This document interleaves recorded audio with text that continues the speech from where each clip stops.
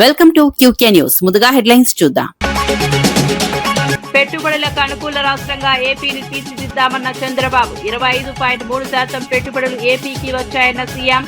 ఉద్యోగాల కోసం బయటకు వెళ్లాల్సిన అవసరం లేదని వ్యాఖ్య. అభివృద్ధి దిశగా రాష్ట్రం ముందుకు సాగుతోందన్న సీఎం.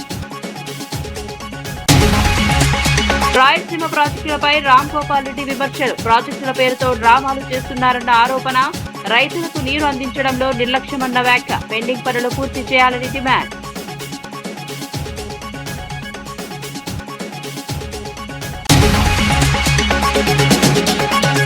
ఆర్టీసీ ప్రైవేటీకరణపై రామచంద్రరావు ఆరోపణ. ఉద్యోగ భద్రత ప్రమాదంలోనని బీజేపీ హెచ్చరిక. ప్రభుత్వ విధానాలపై తీవ్ర విమర్శలు చేసిన నేత. ఆర్టీసీ భవిష్యత్తుపై చర్చలు మరింత వేగం.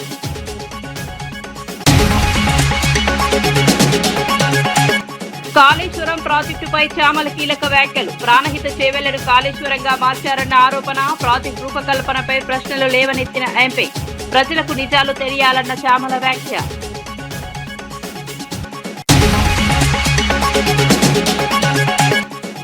బెంగాల్లో బీజేపీ ప్రభుత్వం ఖాయమన్న మోదీ ధీమా. చొరబాటుదారులపై తృణమూల్కు మోదీ విమర్శలు.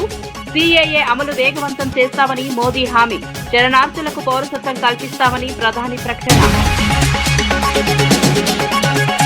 ఆంధ్రప్రదేశ్ అభివృద్ధిపై సీఎం చంద్రబాబు కీలక వ్యాఖ్యలు చేశారు. రాష్ట్రాన్ని పెట్టుబడులకు అనుకూలంగా మార్చామని 2025-26లో 25.3% పెట్టుబడులు ఏపీకి వచ్చాయని తెలిపారు. ఉద్యోగాల కోసం బయటకు వెళ్లాల్సిన అవసరం లేదని, పెట్టుబడిదారులను రాష్ట్రానికి తీసుకురావడం తమ బాధ్యత అన్నారు. గత పాలనలో అవినీతి కారణంగా పెట్టుబడులు తగ్గాయని విమర్శించారు. ప్రస్తుతం అభివృద్ధి దిశగా రాష్ట్రం ముందుకు సాగుతోందని పేర్కొన్నారు. కారణం నన్ను నమ్ముకున్న నా ప్రజలకి ఉద్యోగాలు వస్తాయి, ఈ ప్రాంతం అభివృద్ధి అవుతుందని చెప్పి కూడా నేను మీకు తెలియజేస్తున్నా. 25-26 దేశంలో పెట్టుబడులు చూస్తే 25.3% మన రాష్ట్రానికే వచ్చాయి. ఒక్కసారి గుర్తు చేసుకోండి. 19-24 ఇండస్ట్రీస్ ఈ రాష్ట్రంలో పెట్టిన వాళ్ళు పారిపోయారు, రావాలంటే భయపడిపోయారు. అవినీతి పెరిగిపోయింది, వేధింపులు పెరిగిపోయినాయి. ఎప్పుడు కూడా ఎక్కడ విశ్వాసం ఉంటుందో అక్కడే పరిశ్రమలు వస్తాయి. ఆ విశ్వాసానికి మారు పేరు, చిరునామా ఆంధ్రప్రదేశ్ అని మరొక్కసారి విజ్ఞప్తి చేస్తున్నాను. ఇదే ఎన్డీఏ బ్రాండ్. ఉద్యోగాల కోసం మన వాళ్ళు బయట పోయే పరిస్థితులు లేవు. మీరేదో హైదరాబాద్కో చెన్నైకో పోవాల్సిన అవసరం లేదు. ఒక రోజున వాళ్ళు కూడా ఇక్కడికి వచ్చే పరిస్థితి తీసుకొచ్చే బాధ్యత ఈ ప్రభుత్వానిది. ప్రజలు కూడా ఆలోచించాలి.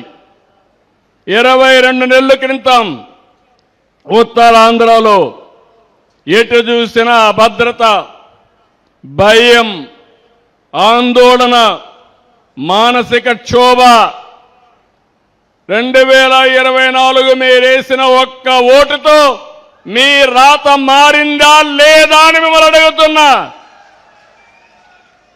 నాడు ఉత్తరాంధ్రలో ప్రొక్లైన్లో కూల్చివేతలు, నేడు అవే ప్రొక్లైన్లతో అభివృద్ధి పనులు. నాడు ఉత్తరాంధ్రలో తప్పుడు రిజిస్ట్రేషన్లు, భూ కబ్జాలు. నేడు ఆ భూమిలోనే ప్రపంచ స్థాయి సంస్థలు వచ్చి రిజిస్ట్రేషన్ చేసుకుని ప్రారంభోత్సవాలు చేసే పరిస్థితికి వచ్చాం. ప్రకృతి వనరులు దోచిన పాలకులకు, ప్రకృతి వనరుల్ని సంపదగా మార్చే ప్రభుత్వాలకు మధ్య ఉండే తేడాను మీరు గుర్తించాలి. ఏది విధ్వంసమో ఏది వికాసమో మీరు తెలుసుకోవాలి. ప్రజాప్రభుత్వంలో ఉత్తరాంధ్రలో ప్రతిరోజు పెట్టుబడుల పండుగ జరుగుతూ ఉంది. ఆర్సెలర్ మిత్తల్ స్టీల్ సిటీ వచ్చింది.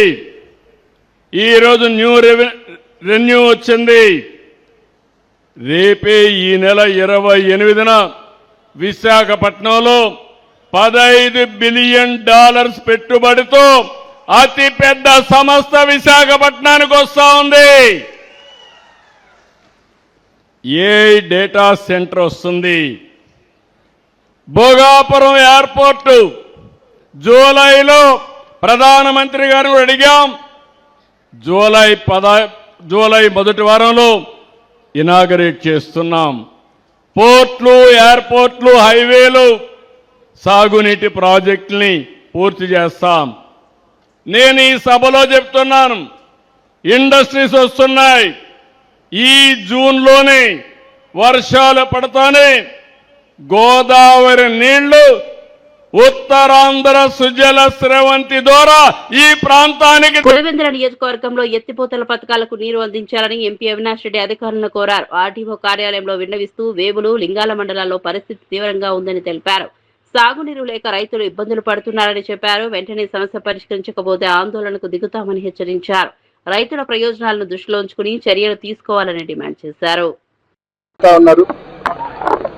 వారందరి సమస్యలు విన్నవించడానికి జగన్మోహన్ రెడ్డి గారి ఆదేశానుసారం వాళ్ళందరి సమస్యలు కూడా విన్నవించడానికి నేను, నాతో పాటు మా సతీష్ రెడ్డి అన్న, వేములకు సంబంధించిన రైతులు, లింగాలకు సంబంధించిన రైతులు అందరం కూడా ఇందాక లింగాల కుడికాలకు సంబంధించిన ఆఫీస్కి వెళ్ళి కుడికాలువలో ఎత్తిపోతల పథకాల పనితీరు ఎంత అధ్వానంగా ఉందో, ఎంత నిర్లక్ష్య వైఖరితో ఉందో వారి దృష్టికి తీసుకెళ్ళాం. ముఖ్యంగా ఎంత మొద్దు నిద్రలో అధికార యంత్రాంగం, ఈ అధికార పార్టీ ప్రభుత్వం ఉందంటే, ఒక పక్కేమో ఎక్కడ స్టేజ్ ఎక్కినా కూడా చంద్రబాబు నాయుడు గారు చెప్తారు, లింగాల మండలంలో అరటి గురించి మాట్లాడతారు, స్టేట్ లోనే హైయెస్ట్ జీడిపి అంటారు లింగాల మండలానికి సంబంధించి. ఈరోజు అదే లింగాల మండలానికి సంబంధించిన రైతులు నీళ్లు లేక అరటి రైతులు చెట్లకు నీళ్లు అందించలేక తీవ్రమైన ఇబ్బందులు పడతా ఉన్నారు. అంటే ఒక్కొక్క రైతు ఉన్న బోర్లలో పైపులు కిందికి దించుకోవడము, లేకుంటే కొత్త బోర్లు వేయడము. అంటే ఆ గ్రామాలు కోమనుతల కావచ్చు, దిగుపల్లె కావచ్చు, మురార్చింతలు కావచ్చు, గుణకనపల్లె కావచ్చు, కాతిరెడ్డిపల్లె కావచ్చు, లోపట్నూతలు కావచ్చు, ఈ గ్రామాలన్నీ కూడా నీటి ఎద్దడి ఎంత తీవ్రంగా ఉందంటే, సాగునీటి ఎద్దడి. కొత్త బోర్లు వేసుకోవడము, ఉన్న బోర్లలోనే పైపులు కిందికి దించుకోవడము, కోట్లాది రూపాయలు ఖర్చు అవుతా ఉంది రైతులకు ఈ బోర్లు వేసుకోవడానికి, పనిచేయడానికి. ఒక పక్కేమో గిట్టుబాటు ధరలు అరటి పూర్తిగా పతనమైనాయి, మరో పక్కేమో రైతుల మీద ఈ భారం. సిబిఆర్ లో 10 TMC నీళ్లు ఉండి కూడా ఇంత అధోగతి పట్టడం అనేది కేవలం అధికార పార్టీ నిర్లక్ష్య వైఖరి వల్లనే రైతులు ఇబ్బంది పడతా ఉన్నారు. మరి వెల్దన్ల కెనాల్ దగ్గర 5 మోటార్లు పనిచేస్తే, అదేవిధంగా కుంట దగ్గర 5 మోటార్లు పనిచేస్తే, అదేవిధంగా బియాన్ తాతిరెడ్డిపల్లి దగ్గర 4 మోటార్లు పనిచేస్తే ఈ సమస్య రాదు. అన్ని గ్రామాలకు పుష్కలంగా నీళ్ళు ఇవ్వచ్చు. మోటార్లు కాలిపోతే రిపేర్ చేయించే దిక్కు లేదు.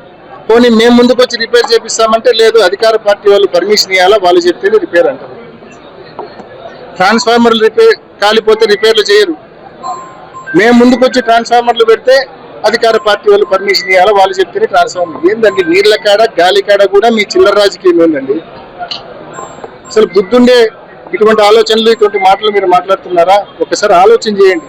ఈరోజు నీళ్ళు అందక రైతులు ఎంత ఇబ్బంది పడతా ఉన్నారనేది ఒకసారి మానవత్వంతో ఆలోచించమని చెప్పి వాళ్ళని కూడా నేను కోరుతా ఉన్నా. ఈరోజు అధికారులకు స్పష్టమైన అల్టిమేటం ఇచ్చినాం.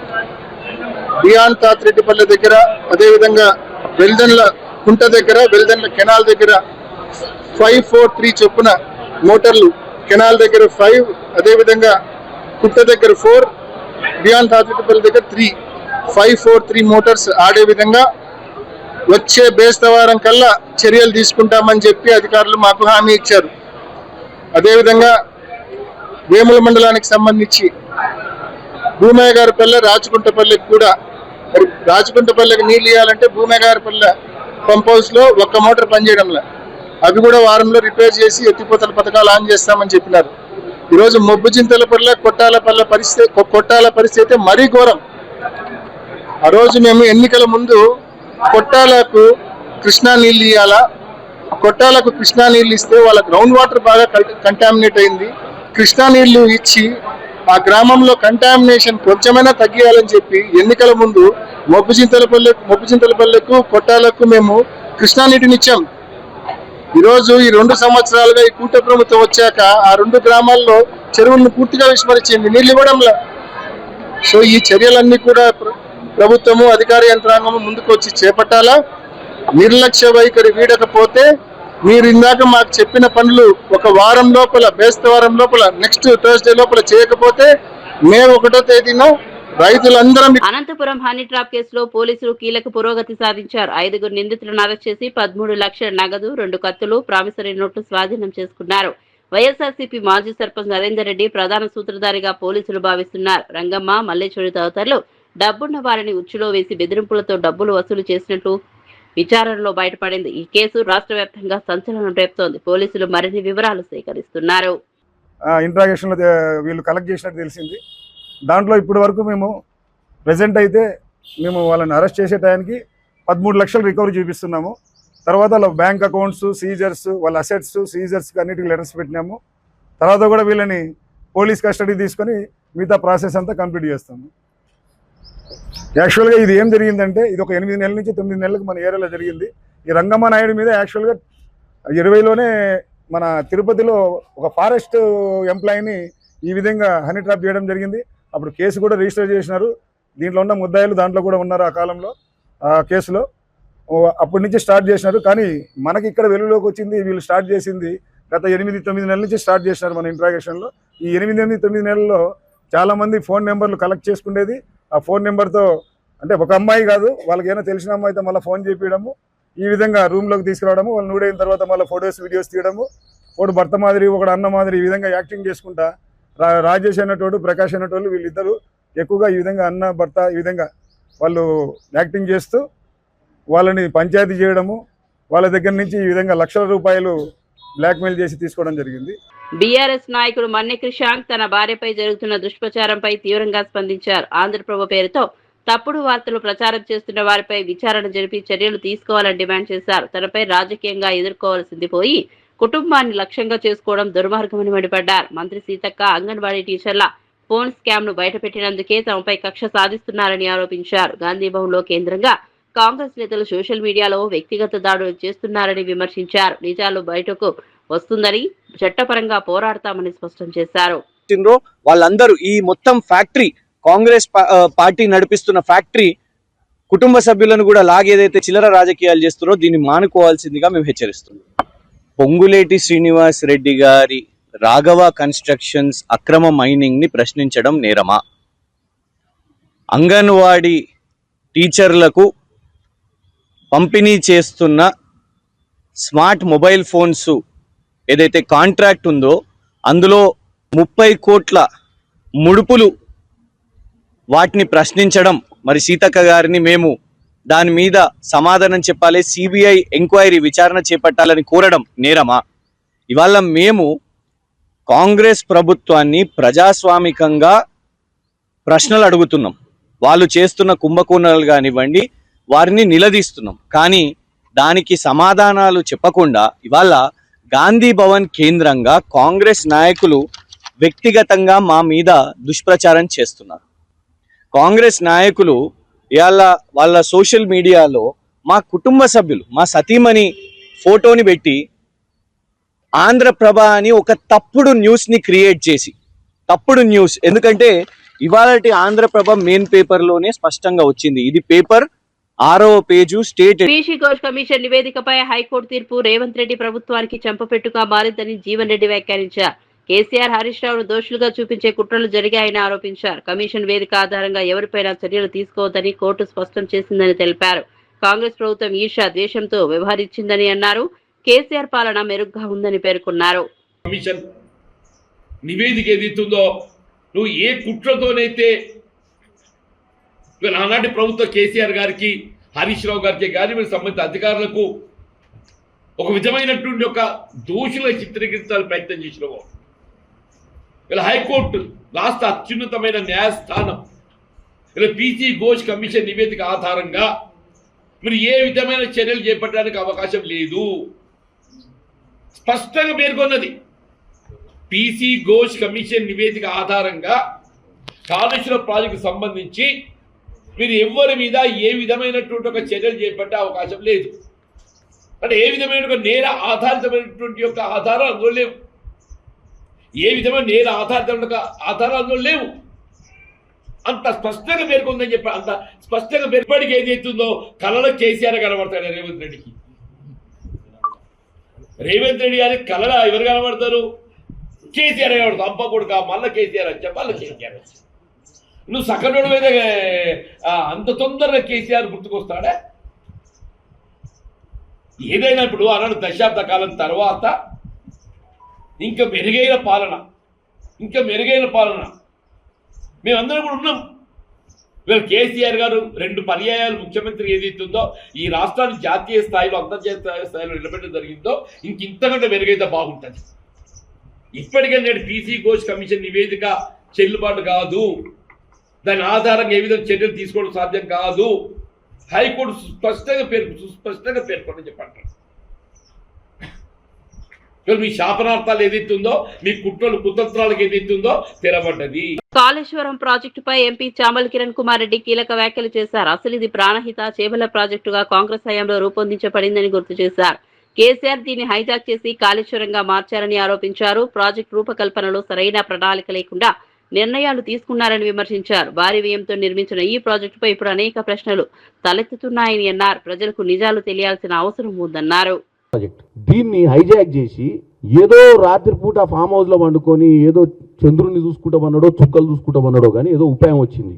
దీన్ని ఇట్లా కట్టి ఇక్కడ తీసుకొస్తే చాలా నీళ్ళు వస్తే ఈ నుంచి ఇట్లా పంపు చేద్దామని చెప్పి ఆయనే రాత్రి విశ్వేశ్వరయ్య అయ్యిండు. అయ్యి మ్యాపులు తెప్పించుకొని మ్యాపులనే చూసుకుంటా పైనుంచి గీడ కట్టుర్రి, గీ నుంచి గీడికి పోయాలి, అవసరమైతే పంపులు పెట్టుర్రి. ఆ పంపులు ఎంతలా ఉంటాయో దాని కరెంటు బిల్లు ఎంత ఇద్దో, రైతుకిచ్చే నీళ్లకు పెట్టే కరెంటు బిల్లు మీద పెట్టుబడి ఎంత ఇద్దో ఏమీ అంచనాలు లేవు. గ్రావిటీ ఉందా లేదా, ఎంత ఎత్తు మీద కడుతున్నాం ప్రాజెక్టు, ఎన్ని లిఫ్ట్లు పెట్టాల్సి వస్తుంది, ఏం లేదు. బ్రాండ్ ఇది నేను చెప్పలే, కేటీఆర్ గారే చెప్పారు. కాళేశ్వరం ప్రాజెక్టు కేసీఆర్ బ్రాండ్ అని చెప్తుండే నిన్న ప్రెస్ మీట్లో. మీరు బ్రాండ్లు చేసుకోనికే, మీరు మీ చరిత్రను తిరగరాసుకోనికే మీరు తెలంగాణ ప్రజలు మిమ్మల్ని ముఖ్యమంత్రి చేసిరా. లక్షల కొద్ది రూపాయలు ఖర్చు పెట్టి మీరు బ్రాండింగ్ చేసుకుంటారా? బ్రాండ్ కావాలంటే ఎల్వీ షర్టో ఎల్వీ షూజో కొనుక్కొని పోతే ప్యారిస్కి పోయో ఎన్నో పోయి కొనుక్కొచ్చుకుంటే బ్రాండ్ అవుతావు. నువ్వే బ్రాండ్ కావాలనుకోవడం, ఈ కాళేశ్వరం కట్టుడు అనేది ఎంత పెద్ద పొరపాటు. ఇవాళ ఏమంటాడు, అదే బ్రాండ్ అంటున్నావు కదా. మరి దక్షిణ తెలంగాణలో కాంగ్రెస్ పార్టీ హయాంలో కట్టిన పెండింగ్ ప్రాజెక్టుల కోసం 10,000 కోట్లు ఖర్చు పెట్టుంటే 5 లక్షల ఎకరాలకు నీళ్లు పారేది. కానీ ఇంట్రెస్ట్ లేదు. ఎందుకు లేదు తెలుసా అండి? ఎందుకంటే బ్రాండ్. ఎవరు బ్రాండ్? కేసీఆర్ బ్రాండ్, మా కుటుంబం బ్రాండ్, కేసీఆర్ తర్వాత కేటీఆర్ బ్రాండ్, లేకపోతే Harish Rao brand, Kalvakuntla family brand. ఈ బ్రాండ్ కోసమే 1600 మంది బలిదానాలు, నీళ్లు, నిధులు, నియామకాల నినాదాలు, కట్టెడు అబద్ధాలు, పిట్టల ద్వారా పిట్టకథలు ఇన్ని చెప్పి మళ్ళీ నిన్న వచ్చిండు. నిన్న మళ్ళీ మొదటికి అందుకుండు. నిన్న కొద్దిగా ఛార్జింగ్ వేయండు కొద్దిగా చాలా రోజుల తర్వాత. ఇక వచ్చిన ఇక చూస్తా, ఇక చేస్తా, ఇక లేస్తుంది వస్తుంది అంటుండే. ఏందో ఆయన ఏందా వచ్చేది?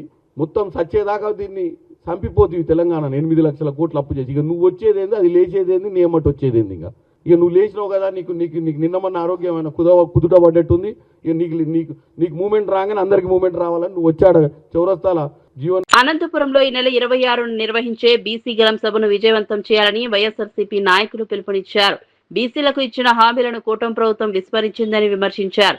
ఆర్థిక సామాజిక అభివృద్ధి కార్యక్రమాలు నిలిచిపోయాయని ఆరోపించారు. ఉపాధి అవకాశాలు తగ్గాయని, విద్యా సంక్షేమ రంగాల్లో అన్యాయం జరుగుతోందని పేర్కొన్నారు.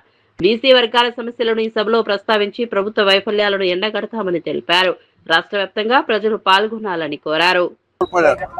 కానీ ఈ రోజు ఈ కూటమి ప్రభుత్వంలో బీసీలలో వచ్చేసి అనగదొక్కే ధోరణిలో కూడా ఈ రోజు కూడా పోతా ఉంది. ఒక సంక్షేమ కార్యక్రమాలు ఇచ్చే దాంట్లోనే కాకుండా ఈ రోజు ఏదైనా కానీ బీసీ వారు గలమిప్పితే, వారికి జరిగిన అన్యాయాన్ని గలమిప్పితే చాలు, ఈ రోజు వారి పైన కూడా తప్పుడు కేసులు పెట్టి వారిని అనేక రకాల కూడా ఈ రోజు కూడా సతమతమయ్యేటట్టు చేస్తా ఉంది ఈ ప్రభుత్వం, కూటమి ప్రభుత్వం. ఈ పరిస్థితుల్లో ఐకమత్యంగా కూడా వెనుకబడిన కులాలన్నీ కూడా ఒక చోట చేర్చి ముందుకు పోయేదే కాకుండా వారి హక్కులను పరిరక్షించుకోవడానికి ఒక ప్రణాళిక రూపొందించుకోనికి వైఎస్ఆర్ కాంగ్రెస్ పార్టీ ఆధ్వర్యంలో జోనల్ మీటింగ్ అనేది కూడా జరుగుతోంది. జోనల్ అంటే 5 జిల్లాలకు సంబంధించి కూడా అనంతపురం, సత్యసాయి, కర్నూలు, నంద్యాల, కడప 5 జిల్లాల మీటింగ్ కూడా ఇక్కడ జరుగుతూ ఉంది. ముఖ్యంగా బీసీ రాష్ట్ర వైఎస్ఆర్ కాంగ్రెస్ పార్టీ బీసీ యొక్క రాష్ట్ర అధ్యక్షులు రమేష్ యాదవ్ గారు, అలాగే వర్కింగ్ ప్రెసిడెంట్ రమేష్ గౌడ్ యొక్క ఆధ్వర్యంలో ఈ అనంతపురంలో కూడా జరుగుతుంది. దీనికి అందుకోసమే అందరికీ కూడా నేను మనవి చేస్తున్నాను.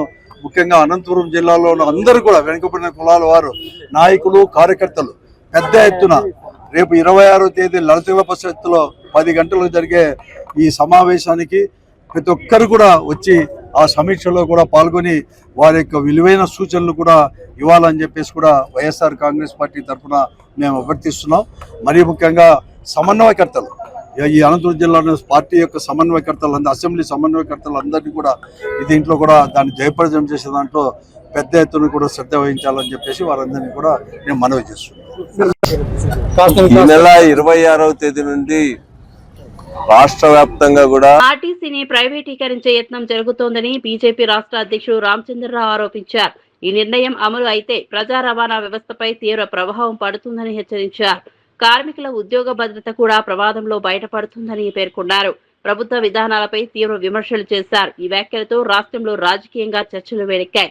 ఆర్టీసీ భవిష్యత్తుపై అనిశ్చితి పెరుగుతోందని అభిప్రాయాలు వ్యక్తమవుతున్నాయి. కార్మికులు 41 రోజులు నోటీస్ కూడా ఇవ్వడం జరిగింది. ప్రభుత్వం స్పందించకపోతే ఆర్టీసీ కార్మికులు జేఏసీ పేరున ఈరోజు సమ్మె చేస్తా ఉన్నారు. కానీ ప్రభుత్వము వారి యొక్క డిమాండ్స్ ని ఏవైతే అర్జీ ఉందో దాన్ని పక్కకు పెట్టి మొండి వైఖరితో ముందుకు పోతున్న విషయాన్ని మనం గుర్తించాలి. గత ప్రభుత్వంలో కూడా ఆర్టీసీని ప్రభుత్వంలో విలీనం చేయాలి, ప్రభుత్వ రంగంలో విలీనం చేయాలి, దీన్ని ప్రభుత్వ ఒక విభాగం కింద దీన్ని మార్చాలి, గిట్టుబాటు పెంచాలి, పీఆర్సీ బకాయిలు ఇవ్వాలి, 2017 నుంచి రావాల్సినటువంటి పీఆర్సీ బకాయిలు, అదేవిధంగా రిటైర్మెంట్ అయినటువంటి ఒక ఆర్టీసీ ఎంప్లాయీస్ కు వారికి ఇప్పటి వరకు బెనిఫిట్స్ రావట్లేదు, రిటైర్మెంట్ బెనిఫిట్స్ రావట్లేదు. కాబట్టి అవన్నీ కూడా ఇవ్వాలి అని చెప్పేసి న్యాయపరమైనటువంటి కోరికలతో ఈరోజు ఆర్టీసీ ప్రభుత్వాన్ని అడిగితే ప్రభుత్వం మొండి వైఖరి చూపెడుతూ వారితో మాట్లాడక సిద్ధంగా లేక ప్రైవేట్ బస్సులు సిద్ధం చేసి ఆర్టీసీని ప్రైవేటీకరణ చేసేటటువంటి ఒక రీతిలో ఈరోజు చేస్తా ఉన్నారు. గత ప్రభుత్వం కూడా కేసీఆర్ గారి యొక్క సమయంలో ఇదే డిమాండ్ తోని ఆ రోజు మొత్తం కార్మికులకు బీజేపీ అండగా ఉన్నది. కేసీఆర్ గారి యొక్క ప్రభుత్వము ఆ మొండి వైఖరితోని దాదాపు 60 మంది పైగా కార్మికులు ఆ రోజు ఆత్మహత్య చేసుకున్నారు, చనిపోవడం జరిగింది. ఆ చావులకు కారకులైనటువంటి బీఆర్ఎస్ ప్రభుత్వం అదే రీతిలో ఈ రోజు కాంగ్రెస్ పార్టీ పోతా ఉంది. రాయలసీమ లిఫ్ట్ ఇరిగేషన్ ప్రాజెక్టుపై వైసీపీ ప్రభుత్వం ప్రజలను తప్పుదోవ పట్టిస్తోందని టీడీపీ నేత భూమిరెడ్డి రామ్గోపాల్ రెడ్డి విమర్శించారు. ప్రాజెక్టుల పేరుతో రోజుకో డ్రామా ఆడుతూ ప్రాంత ప్రయోజనాలను తాకట్టు పెడుతున్నారని మండిపడ్డారు. క్షేత్రస్థాయిలో పనులు చేయకుండా కేవలం ప్రచారానికే ప్రాధాన్యత ఇస్తున్నారని ఆరోపించారు. రైతులకు నీరు అందించాల్సిన కీలక ప్రాజెక్టులు నిర్లక్ష్యానికి గురవుతున్నాయని చెప్పారు. పెండింగ్ పనులను వెంటనే పూర్తి చేసి సాగునీరు అందించాలని డిమాండ్ చేశారు.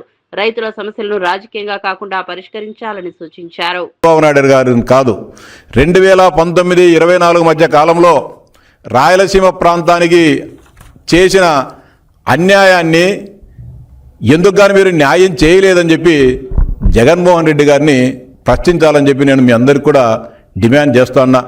రాయలసీమ ఎత్తిపోతల పథకం ఆగిపోయింది, దాన్ని ముందుకు తీసుకోపోవడం అని చెప్పి మాట్లాడుతున్నారు. ఈరోజు సభలు సమావేశాలు పెడతాన్నారు, ఉద్యమం చేస్తామంటున్నారు, పాదయాత్రలు చేస్తామంటారు, తల కింద పెట్టి కాలు పైకి పెట్టి మేము రాయలసీమ అంతా నడుస్తామని చెప్తా ఉన్నారు. ఈ సందర్భంగా రాయలసీమ ప్రజానీకానికి, రాష్ట్ర ప్రజానీకానికి కూడా సవిరంగా పశ్చిమ బెంగాల్లో బీజేపీ ప్రభుత్వం ఏర్పాటవుతుందని ప్రధాని మోదీ ధీమా వ్యక్తం చేశారు. కృష్ణనగర్ లో జరిగిన సభలో మాట్లాడిన ఆయన తృణమూల్ కాంగ్రెస్ పై తీవ్ర విమర్శలు చేశారు. అక్రమ చొరబాటుదారులకు మద్దతు ఇస్తోందని ఆరోపించారు. బీజేపీ అధికారంలోకి వస్తే సిటిజన్షిప్ అమెండ్మెంట్ చట్టాన్ని వేగంగా అమలు చేస్తామని హామీ ఇచ్చారు. శరణార్థులకు పౌరసత్వ హక్కులు కల్పిస్తామని తెలిపారు. Modi one district one product के जरिए लोकल को वोकल और वोकल को ग्लोबल बनाने का प्रयास कर रहा है। वहीं निर्मम सरकार ने पूरे बंगाल में एक ही काम किया है। 15 साल में एक ही काम, वन डिस्ट्रिक्ट वन सिंडिकेट। ये सिंडिकेट बनाने का उद्योग और सिंडिकेट के द्वारा बंगाल को लूटने का कारोबार। మరిన్ని అప్డేట్స్ కోసం చూస్తూనే ఉండండి